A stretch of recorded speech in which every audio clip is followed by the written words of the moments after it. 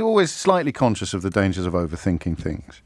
But is it all part of the same theme? Is it all part of the same process? So you put a man in charge who simply doesn't believe that the rules apply to him, whatever the rules are. Everything from marriage vows to being held to promises that you make to your employers, from manifesto pledges right through to, I don't know, the Conservative Party's traditional claim to be an upholder of family values. You take Boris Johnson, a unique politician by any measure, and you put him in charge of everything. You put him at the very top of the pyramid of power. Is it really any shock that within 2.5 years of him assuming that position at the very top of that pyramid of power, his approach to life has infiltrated downwards, trickled downwards? I think it might be that simple.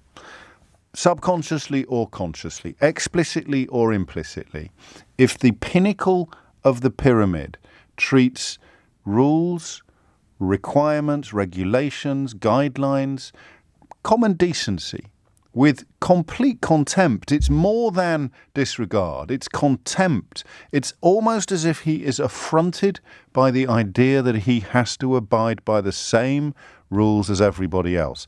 And a lot of you who listen to this program on a regular basis will be shouting headmaster at the radio now, because his own headmaster at Eton College described him in almost exactly those words. It is almost as if he thinks that the rules and requirements under which the rest of us live should somehow not apply to him. Now, as a sort of maverick backbench MP with a lucrative sideline in media work, or even as a mayor of London, which is not a role that carries as much power or weight as perhaps some of us used to think it did, that's okay. You know, when he was mayor of London, he could make ludicrous announcements about building airports in the Thames estuary or be photographed dangling off a cableway. He couldn't really do that much harm. Firefighters will disagree with me. I appreciate. Tube workers will disagree with me. I appreciate. But in the context of undertaking behaviours, in the context of his, and I want to choose my word generously here, so I'm not going to say depravity or corruption or any of those very sweeping words. I'm going to say contempt. In the context of Boris Johnson's contempt for the rules of normal people, let's say normality. In the context of Boris Johnson's contempt for the rules of normality, as Mayor of London, he couldn't do that much harm. Put him at the top of the pyramid of power, and the harm that approach can do is immeasurable. We're not even talking today about the disgusting spectacle of him trying to claim that his handling of the coronavirus crisis has been somehow creditable. How that news reaches the ears of mourning families, I cannot even begin to imagine.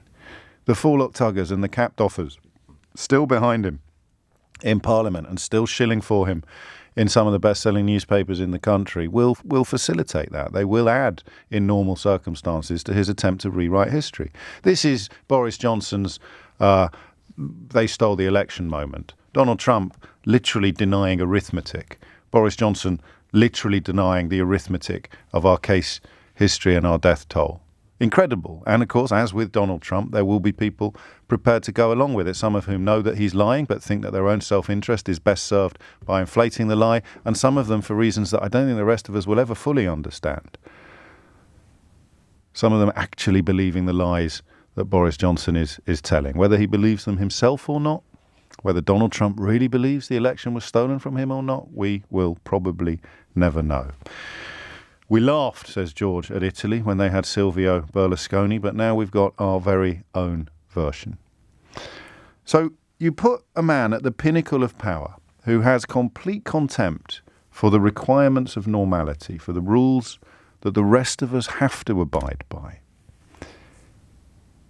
And you somehow feel surprised when that contempt trickles down to the next layer of the pyramid, to Dominic Cummings, to the principal private secretary. then the next level of the pyramid, and the next level of the pyramid, and the next level of the pyramid, until every level of the pyramid is having a knees up in Downing Street on the night before Prince Philip's funeral. It's not surprising. And then you move from the social to the professional. You move from the parties to the party, Conservative. And you learn today, if William Wragg is to be believed, you learn today that they also started treating the traditional rules of engagement with contempt.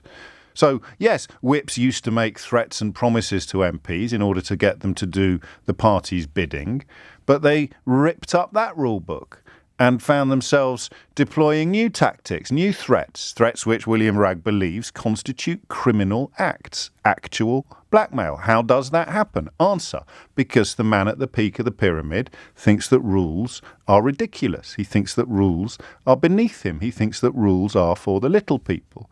So the next layer of the pyramid ends up thinking the same, or at least somewhere inside acting as if the same is true. And then the next layer of the pyramid, and then the next layer of the pyramid, and then the next layer of the pyramid, until they're all having a knees up in the Downing Street garden the night before Prince Philip's funeral, and ministers and special advisors, preening popinjays in my experience, so puffed up with self-importance that if they were made of chocolate they'd eat themselves.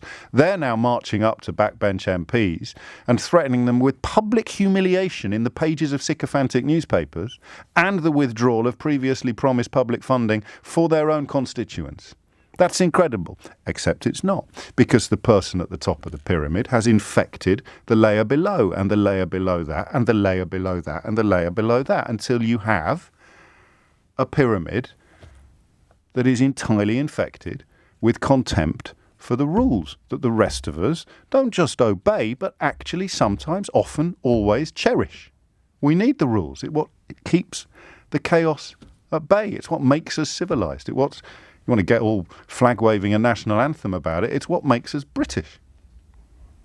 So you don't get to be surprised when you put a man at the top of the pyramid who hates rules, despises rules, thinks rules are ridiculous and beneath him and intended only for everybody else, and perhaps a tiny cabal of similarly incredible and important and high-status people, they get to ignore the rules as well, especially if they give money to the party. But the rest of us have to abide by them. So what has happened here, if William Wragg is right, is actually exactly the same as the parties. It's just moving from the social to the professional, from the garden to the office, from the downtime to the uptime. What happens in the downtime? We'll have parties because the rules don't apply to us. They only apply to the little people. What happens in the office? We'll strong-arm MPs in a way that's never been seen before in Parliament because the rules don't really apply to us. They only apply to the little people, like Theresa May's whips, like David Cameron's whips, like Gordon Brown's whips, like Tony Blair's whips. Not us. Well, not even whips. I'm doing the whips a disservice. Wragg says ministers and spads. This weird phalanx of the most self-satisfied people ever to pollute British politics, who are possessed, really, with the wit and decency of gnats. And how do they get into such important roles? Well, the man at the top of the pyramid hates rules, despises rules, disregards rules. And he infects every level of the pyramid until the whole thing is so riddled and rotten that it falls apart. And that is what we are watching now in real time. We are watching a pyramid that's taken 2.5 years for the infection to spread from the top to very near the bottom, begin to buckle under the weight of its own corruption. And it's horrible. Because in a way,